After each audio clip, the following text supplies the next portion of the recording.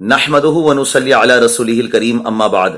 عزیزان محترم، جیسا کہ آپ کو معلوم ہے کہ یہ مبارک مہینہ رجب المرجب کا مہینہ ہے۔ اس مبارک مہینے کی بڑی فضیلتیں اور برکتیں احادیث مبارکہ میں آئی ہیں، یہاں تک کہ فرمایا پیارے آقا صلی اللہ علیہ وآلہ وسلم نے کہ اس مبارک مہینے میں نیکیوں کا ثواب دوگنا کر دیا جاتا ہے،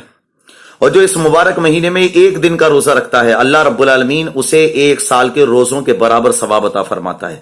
آج جمعہ ہے، آج 21 تاریخ ہے، ماشاءاللہ جو بھی دن ہمیں میسر آ رہے ہیں ہم ان دنوں میں روزے رکھیں، اور 27 رجب کا تو روزہ ضرور رکھیں،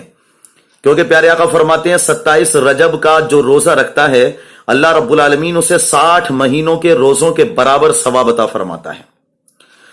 اور حضرت عائشہ صدیقہ رضی اللہ تعالیٰ عنہ سے روایت ہے کہ جو اس مبارک مہینے میں ایک دن کا روزہ رکھے گویا وہ ایسا ہے جیسے اس نے سال بھر کے روزے رکھے، اور جو 7 دن کا روزہ رکھتا ہے اللہ رب العالمین اس کے لیے جہنم کے 7 دروازے بند کر دیتا ہے، اور جو 8 دن کا روزہ رکھتا ہے، 8 دن کے روزے اس مبارک مہینے میں رکھتا ہے اللہ رب العالمین اس کے لیے جنت کے 8 دروازے کھول دیتا ہے، اور جو اس مبارک مہینے میں 10 دن کے روزے رکھتا ہے تو وہ اللہ سے جو کچھ مانگتا ہے اللہ رب العالمین اسے عطا فرماتا ہے، اور جو اس مبارک مہینے میں 15 دن کے روزے رکھتا ہے تو اس کے تمام پچھلے گناہ معاف کر دیے جاتے ہیں، یہاں تک کہ وہ جو بھی اللہ کی بارگاہ میں گزارش کرتا ہے اللہ رب العالمین اس کی گزارش کو قبول فرماتا ہے، اور پھر ایک منادی یہ ندا کرتا ہے کہ اے بندے تیرے تمام پچھلے گناہ معاف کر دیے گئے، اب تو اپنے اعمال دوبارہ شروع کر۔ عزیزان محترم، اب کیا پتہ چلا اس سے کہ اس مبارک مہینے میں جو بھی موقع ہمیں میسر آ رہا ہے ہمیں یہ چاہیے کہ اس میں زیادہ سے زیادہ اللہ کی عبادت کریں